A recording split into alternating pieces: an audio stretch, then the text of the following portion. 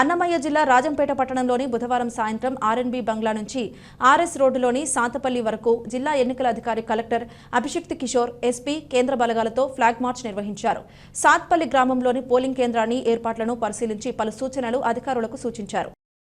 జిల్లా ఎస్పీ గారితో సహా మనకి ఎవరైతే సెంట్రల్ ఆర్మ్ ఫోర్సెస్ సిఐపిఎఫ్ వాళ్ళు వచ్చారో వాళ్ళతో కలిసి ఫ్లాగ్ మార్చ్ చేయడం జరిగింది. జిల్లాలో మీ అందరికీ తెలుసు, మే 18వ తారీఖు నోటిఫికేషన్ తర్వాత మే 13న మనకు పోలింగ్ జరగబోతోంది.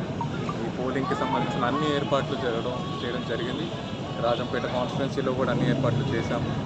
మొదటిగా మనం ఈ ఏప్రిల్ 12వ తేదీన ఫస్ట్ ర్యాండమైజేషన్ ఆఫ్ ఈవీఎంస్ చేసుకుని ఈవీఎంస్ని కాన్స్టిట్యున్సీ వారీగా డిస్ట్రిబ్యూట్ చేయడం జరుగుతుంది.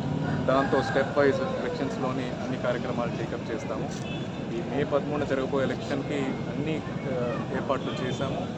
అన్ని అధునాతన సాంకేతికపరమైన యాక్టివిటీస్ కూడా టేకప్ చేయడం జరిగింది. చాలా గవర్నమెంట్ అధికారులందరూ కష్టపడి అన్ని ఏర్పాట్లు చేశారు. ఈ ఏర్పాట్లన్నిటికీ ఫలితం దక్కాలంటే ప్రజలందరూ ఆ రోజున బయటకు వచ్చి ఓటు వేయాలి, వాళ్ళ ఓటు హక్కును వినియోగించుకోవాలి.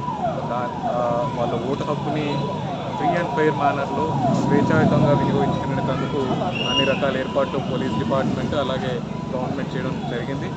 ఈరోజు దాన్ని చాటే విధంగా ఫ్లాగ్ మార్చ్ అనేది రాజంపేట పట్టణంలో చేయడం జరిగింది.